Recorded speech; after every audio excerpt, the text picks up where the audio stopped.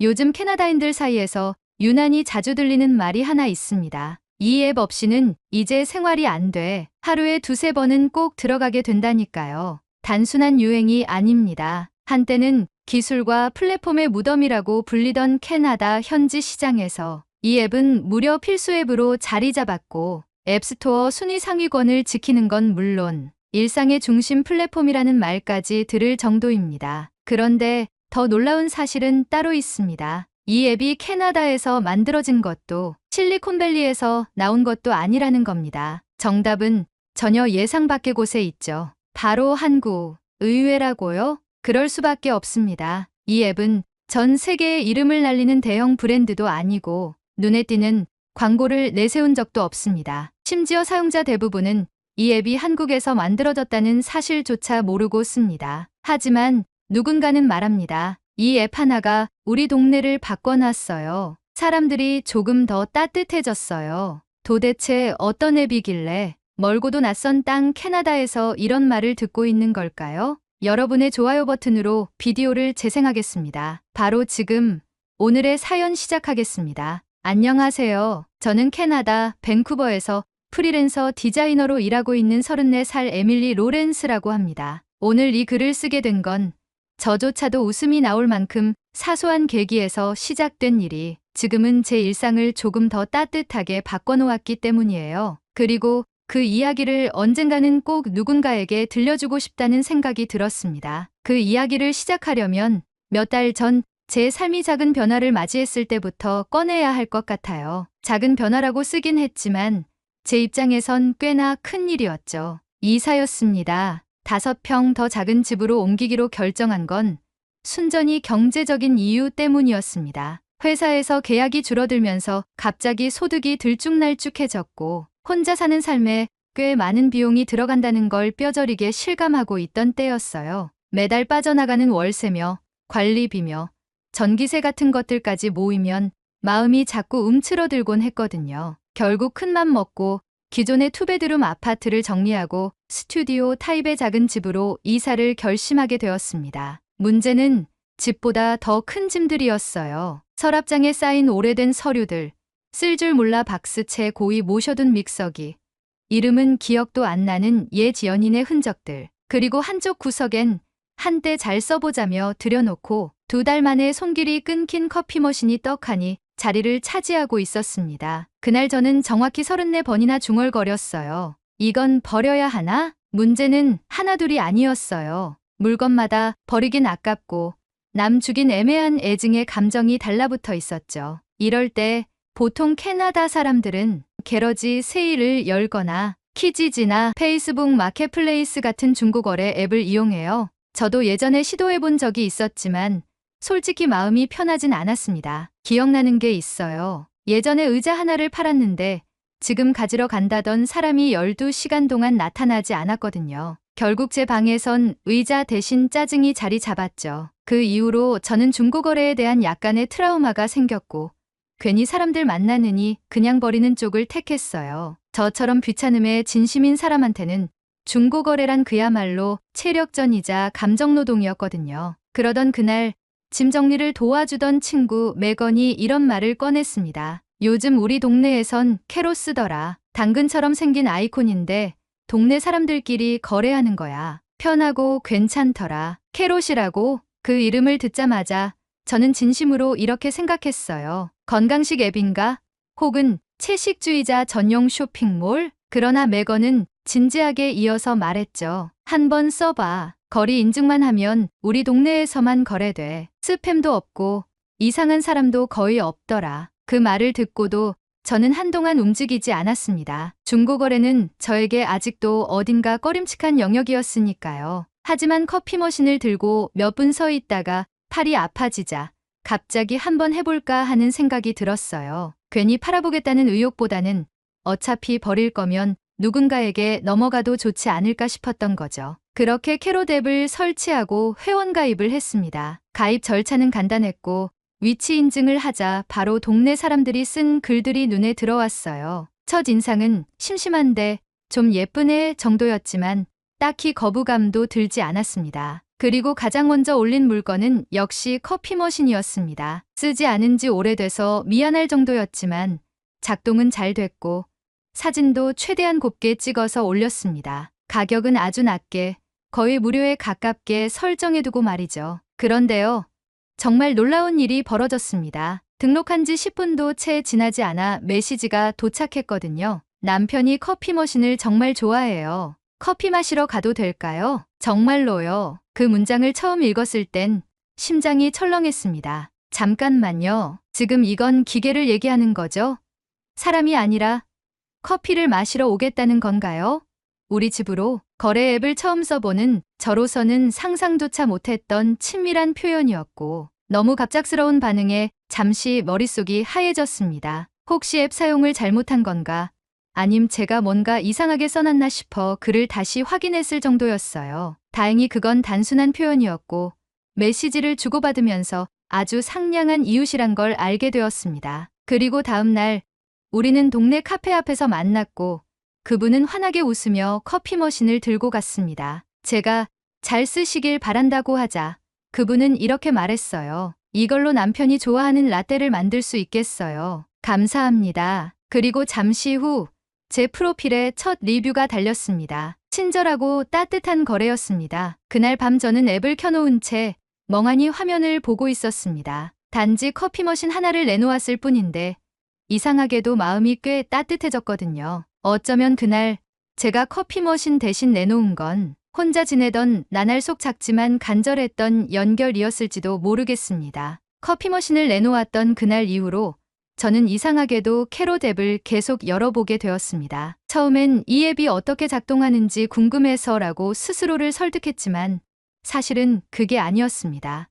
뭔가 너무나 뜻밖이었거든요. 너무 쉽게 거래가 성사됐고 사람들은 이상할 만큼 친절했으며 그 뒤에 남는 기분이 예상보다 오래 갔습니다. 괜히 따뜻한 말 한마디 듣고 며칠을 곱씹는 기분 아시나요? 그걸 저도 느꼈어요. 바로 그 앱에서요. 이사를 앞두고 짐 정리는 계속되고 있었고 다음으로 제 눈에 들어온 건 요가 매트였습니다. 코로나가 한창이던 시기에 집에서도 운동을 해야겠다며 샀던 것이었죠. 물론 매트 위에 실제로 올라가 본 횟수는 손에 꼽을 정도였습니다. 그중 절반은 청소하다가 잠시 앉아 쉬었던 시간이었고요. 그러니 더는 미련도 없고 미안함도 없고 그냥 내놓기로 했습니다. 사진을 찍고 상태를 짧게 적고 원하는 가격을 설정했습니다. 단돈 $5. 정말이지 이건 팔겠다는 생각보단 누가 좀 가져가 줬으면 하는 마음이었어요. 그런데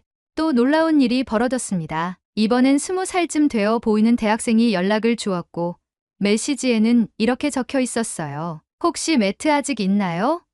기숙사 방에 두려고요. 운동은 잘 못하지만 가끔 스트레칭이라도 하려고요. 히읗. 그 문장을 읽는 순간 저는 피식 웃고 말았습니다. 이상하게도 캐롯에서의 대화는 늘 짧고 가볍지만 그 안에 사람 냄새가 배어 있었습니다. 그리고 정해진 시간에 맞춰 매트를 전달하러 나갔을 때 상대방은 너무나 순박한 표정으로 서 있었습니다. 저는 괜히 이 매트는 거의 새 거라 좀 아까울 수도 있어요라고 말했는데 그 친구는 두 손으로 매트를 품에 안으며 헐, 이거 엄청 푹신하네요. 감사합니다 라며 폴짝폴짝 뛰더라고요. 그 순간 저는 느꼈습니다. 이건 단지 거래가 아니라 어느 동네 골목에서 오가는 정다운 안부 같다고요. 과장이 아니라 저는 그날 정말 오랜만에 누군가에게 무언가를 건네주고 웃는 일을 경험했어요. 그리고 그게 생각보다 저를 많이 움직이게 만들었습니다. 그날 밤 캐롯을 다시 열고 이번엔 책을 골라보기 시작했습니다. 제 책장엔 절반쯤 읽다 말고 꽂아둔 책들이 수두룩했거든요. 문득 이 책이 다른 사람에겐 완독될 수 있을까 하는 생각이 들었고 그렇게 해서 한 권, 두 권, 세 권 총 5권의 책을 사진으로 찍어 올렸습니다. 각각 상태도 다르고 제 감정도 조금씩 달랐지만 설명은 최대한 간단하게 썼습니다. 중간쯤 밑줄 몇 줄 있어요. 그래도 내용은 멀쩡해요. 놀랍게도 그 책들도 며칠 안 돼서 다 팔렸습니다. 심지어 한 권을 사러 온 사람은 아이를 데리고 왔는데 아이를 달래며 이 작가 좋아하시나 봐요? 라고 말을 건네더라고요. 그 짧은 순간 저는 책 얘기를 주고받는 사람으로 돌아갔고 세계 첫 문장을 떠올리며 미소 지었습니다. 그리고 그렇게 작은 거래들이 하나씩 쌓이면서 캐롯 앱에서 제 캐롯 스코어도 올라가기 시작했습니다. 그게 뭔가 하고 눌러봤더니 신속한 응답, 정중한 태도, 친절한 말투 같은 기준들이 정리되어 있었고 제가 지금까지 받은 평가들이 수치로 표시돼 있더라고요. 내가 거래를 잘하고 있었나? 사람들에게 괜찮은 인상을 줬나? 그 점수를 보며 묘하게 흐뭇해졌습니다. 이건 마치 내가 이웃으로서 잘 살고 있다는 증명처럼 느껴졌어요. 평소엔 누군가에게 인정받을 일도 잘하고 있어요 같은 말을 들을 일도 잘 없었는데 이 앱 안에서는 그런 작고 소중한 피드백이 자연스럽게 주어졌습니다. 물론 모든 거래가 완벽하게 매끄러운 건 아니었습니다. 한 번은 테이블을 사겠다는 사람이 약속 시간보다 20분이나 늦어서 역시 중고거래는 쉽지 않네 하고 속으로 투덜거렸는데 도착한 상대방은 다리를 저는 상태로 서 있었어요. 아무 말 없이 미안한 눈빛만 가득 담아 죄송해요. 조금 늦었죠 라고 말하는데 그 순간 저는 말문이 막히고 말았습니다. 나 혼자 짜증내고 있었구나 싶은 후회와 함께 그날 이후 저는 거래 시간에 조금 더 여유를 두게 되었어요. 이런 일들이 반복되면서 저는 점점 이 앱에 익숙해졌고 어느 순간부턴 거래 목적보다 사람들 소식을 보려고 앱을 여는 일이 많아졌습니다. 누군가는 직접 만든 쿠키를 나눠주고 누군가는 이사 가는 날 냉장고 안에 있던 남은 식재료를 나눔하고 어떤 날은 유기동물을 위한 임시 보호처를 찾는 글이 올라오기도 했습니다. 그 모든 일들이 화면 안에서만 벌어지는 일 같지 않았고 실제로도 제 바로 옆, 제 거리의 어딘가에서 일어나는 일이라는 생각이 들었어요. 그것만으로도 어쩐지 혼자가 아니라는 기분이 들었고요. 캐롯 앱을 켜는 일이 저에게는 일상이 되었습니다. 하루에도 몇 번씩 습관처럼 화면을 들여다보게 되었고 거래가 없더라도 커뮤니티 피드에 올라오는 동네 소식을 읽거나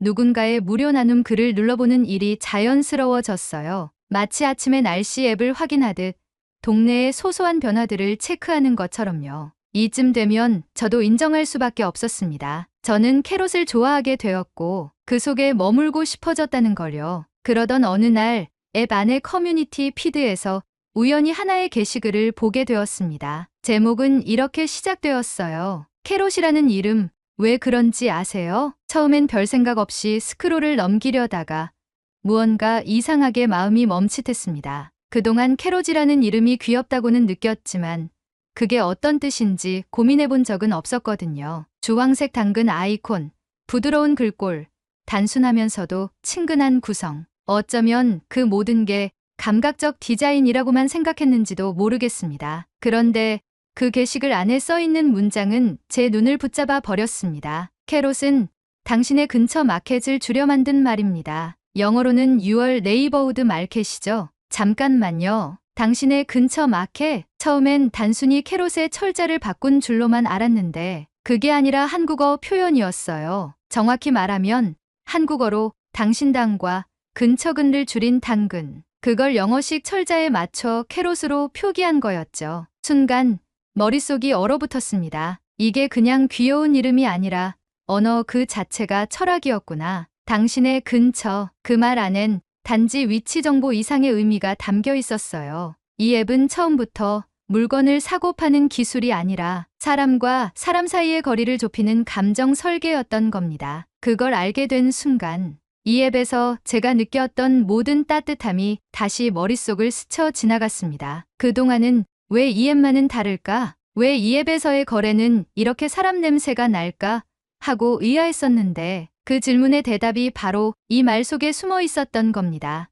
캐롯, 그 단어 하나에 사람을 향한 시선이 담겨 있었어요. 이웃을 향한 호기심, 낯선 사람에 대한 배려, 거래를 넘어선 교감, 그리고 디지털 세상 속에서 잃어버린 관계의 복원. 그건 단순한 말장난이 아니었습니다. 언어적 구조 안에 철학이 들어있는 이름. 그걸 알고 나니 정말 숨이 턱 막혔습니다. 저는 원래 단어를 사랑하는 사람이에요. 디자인 작업을 할 때에도 폰트나 문장 구조에 민감한 편이죠. 그런데 이처럼 단순한 철자 조합 하나가 이토록 복잡하고 정교한 감정 설계를 품고 있다는 사실은 정말 놀랍고 감탄스러웠습니다. 이 이름이 한국에서 시작됐다는 것도 저에겐 그 자체로 하나의 감동이었어요. 솔직히 말해서 제가 한국에 대해 갖고 있던 이미지는 매우 단편적이었습니다. 김치, BTS, K-드라마, 스마트폰, 그런 것들이 전부였죠. 하지만 지금 캐롯이라는 한 단어를 통해 저는 그 나라의 사람을 대하는 방식을 엿본 느낌이 들었습니다. 멀리 있는 누군가와 연결해주는 것이 아니라 당신의 근처에 있는 사람과 신뢰를 쌓게 해주는 구조. 그게 바로 이 앱의 본질이었고 그것이 이름 안에 고스란히 담겨 있었던 거예요. 캐롯 스코어도 다시 보이기 시작했습니다. 그저 매너 점수가 아니라 내가 오늘 누군가에게 어떤 사람이었는지를 보여주는 기록. 응답이 빨라요. 친절했어요. 거래가 즐거웠어요. 이 짧은 문장들이 이제는 가볍게 보이지 않았습니다. 그건 하루하루 살아가는 사람들 사이에서 괜찮았어요. 고마웠어요. 덕분이었어요 라는 말의 다른 표현이었던 거죠. 그제야 저는 깨달았습니다. 내가 왜 이 앱에 끌렸는지, 왜 이 작은 플랫폼이 자꾸 내 마음을 건드리는지. 처음엔 단지 중고 물건을 거래하기 위해 설치했던 앱이었어요. 하지만 어느새 저는 그 안에서 사람을 만나고 작은 진심을 나누고 이유지라는 단어를 다시 생각하고 있었던 겁니다. 그리고 이 모든 게 한국이라는 나라의 철학 위에서 만들어졌다는 사실은 저에게 정말 깊은 감동이었습니다. 그날 밤 저는 핸드폰을 내려놓지 못하고 캐롯의 로고를 한참 바라보았습니다. 그 주황색 당근 속에 정말로 당신의 근처가 담겨 있었던 거예요. 이사를 마치고 난 뒤 저는 생각보다 빠르게 새 집에 적응해 갔습니다. 예전보다 훨씬 작아진 공간이었지만 오히려 마음은 훨씬 가벼워졌어요. 버릴까 말까 망설이던 짐들을 손에서 놓고 나니 그 자리에 여유와 숨 쉴 틈이 들어오기 시작했습니다. 그런데 이상한 건 정리해야 할 물건이 다 정리된 이후에도 저는 여전히 캐롯 앱을 켜고 있더라는 거예요. 그건 단지 중고거래를 위한 앱이 아니게 되어버렸다는 걸 저 자신이 제일 먼저 눈치채고 있었던 거죠. 요즘 제 일상은 이런 식으로 흘러갑니다. 아침에 일어나면 날씨 앱을 확인하고 그 다음엔 캐롯 커뮤니티 피드를 엽니다. 누가 오늘 어떤 나눔을 했는지, 누가 분실물을 찾고 있는지, 어떤 사람이 화분을 무료로 나눈다거나 이삿짐을 싸면서 냉장고 정리를 한다는 글을 올렸는지를 살펴보는 거죠. 그렇게 시작된 하루는 왠지 모르게 마음이 느슨해진 상태로 흘러갑니다. 카페에 앉아 노트북을 켜기 전에도 저는 한 번쯤 캐롯을 열어 누가 무슨 얘기를 하고 있는지 확인하곤 해요. 이 앱이 없던 시절에는 저는 제 동네에 누가 살고 있는지조차 몰랐습니다. 대체로 사람들과의 관계는 필요한 만큼만 유지하는 것이 도시의 예의라고 여겨왔고 모르는 사람에게 말을 건다는 건 위험하거나 번거로운 일이라는 인식도 있었죠. 하지만 이 앱을 통해 사람들을 만나고 거래를 하면서 짧은 인사를 나누고 그들의 리뷰를 받고 다시 누군가의 게시글에 공감 버튼을 누르며 저는 어느 순간 이 동네에 뿌리를 내리고 있다는 느낌을 받기 시작했습니다. 이전에 저라면 커피 머신을 나눴다, 책 5권을 팔았다, 요가 매트를 넘겼다는 말이 그저 물건의 이동을 의미했다고 생각했을 겁니다. 하지만 지금의 저는 말할 수 있습니다. 그건 단지 물건의 이동이 아니었다고요. 그건 인간의 온도가 오가는 과정이었고 사람과 사람이 서로의 일상 안으로 한 발짝씩 들어가는 방식이었어요. 그중 가장 기억에 남는 건 제가 내놓은 책을 사간 한 여성이 며칠 뒤 메시지를 보내왔을 때였습니다. 안녕하세요. 전에 그 책 사갔던 사람이에요. 덕분에 요즘 퇴근하고 책 읽는 재미에 푹 빠졌어요. 작가 이름 처음 알았는데 또 다른 책도 찾아보려고요. 정말 고맙습니다. 단지 한 권의 책을 거래했을 뿐인데 그로 인해 누군가의 밤이 달라졌다는 메시지를 받은 순간 저는 핸드폰을 꼭 쥐고 잠시 아무 말도 하지 못했습니다. 그게 바로 캐롯이었어요. 그냥 사고 파는 게 아니라 나도 몰랐던 내 진심이 누군가에게 전해지는 경험. 그 이후로 저는 뭔가를 팔기 위해서가 아니라 나눌 수 있다는 이유 하나만으로도 게시글을 올리기 시작했습니다. 잘 쓰지 않는 머그잔, 옷장에 오래 걸어두었던 재킷, 아예 쓴 적이 없는 미니 스케치북 세트. 다시 누군가의 손에 닿을 수 있다면 좋겠다는 마음으로 이건 쓰시던 분이 더 잘 쓸 거예요 라는 문장도 함께 덧붙이며요. 그리고 또 하나, 제가 이 경험을 통해 가장 크게 바뀐 건 사람을 바라보는 시선이었습니다. 전에는 거래 상대를 대상으로만 봤어요. 약속을 잘 지킬까? 돈은 잘 줄까?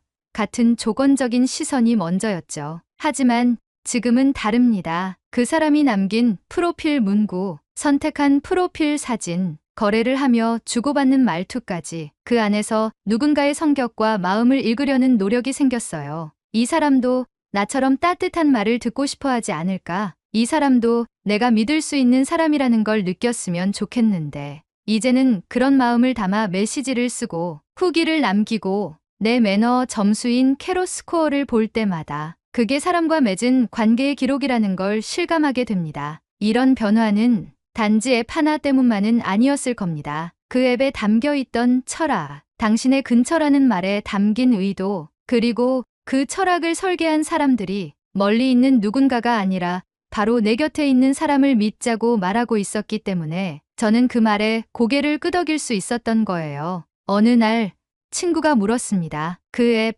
아직도 써? 저는 웃으면서 이렇게 대답했어요. 응.